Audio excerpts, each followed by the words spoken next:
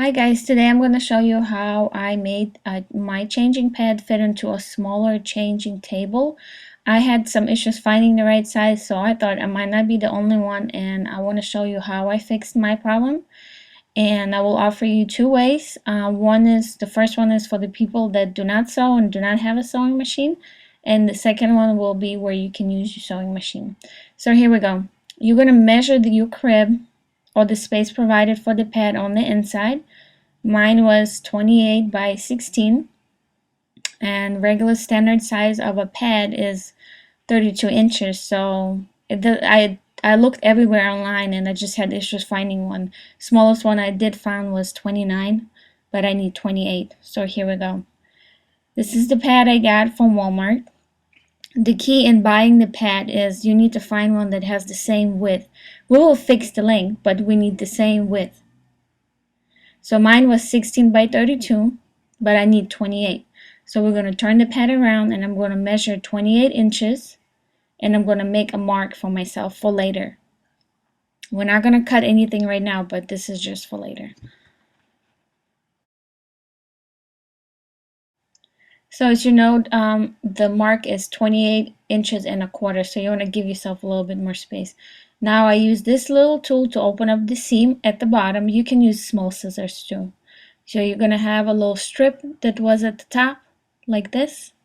And then you're going to have the actual seam underneath, which you're going to open as well. And this is how it looks like on the inside. I'm going to go all the way around with the edges. And you're going to have this little piece left over. Do not throw it away or cut it. Leave it alone for later. You might going to need it. So this is the pad. You have the vinyl cover, cardboard, and the foam part.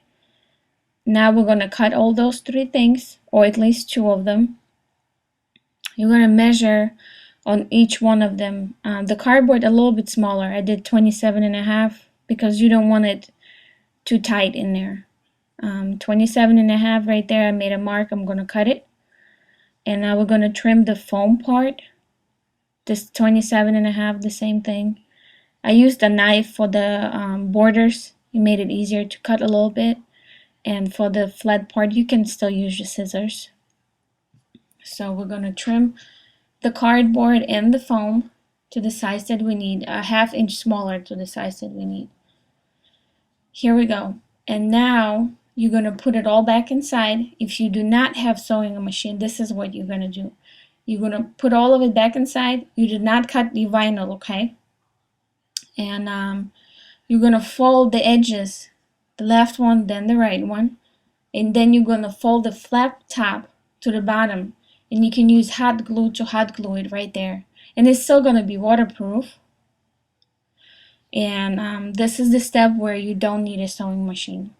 Be careful with the hot glue. If it's too hot, it will melt right through it. So make sure you leave it on there a little bit before you close the other part to it, the vinyl. Step number 2 is the way I did it. And for this, we're actually going to cut the vinyl at the measurement that we had, 28 inches.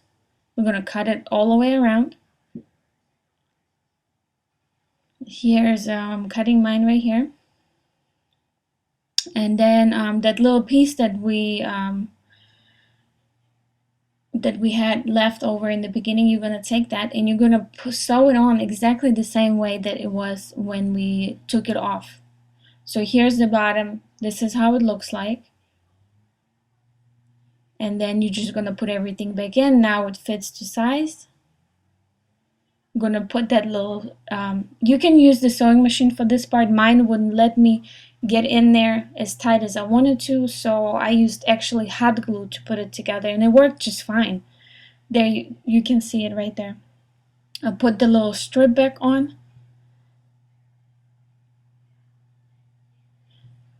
There it is. And here's the final version of this. And it looked very good. Here we go. This is my whole pad. It's a little bit different and off because of the safety things, safety belts, but it will do the purpose that you need it for. And it fits perfectly. Ta-da! So guys, I hope this was helpful to you, and if you have any questions, please contact me or find me on Facebook, and subscribe to my channel. And next video will be how to create a changing pad cover for the new smaller pad. Thank you.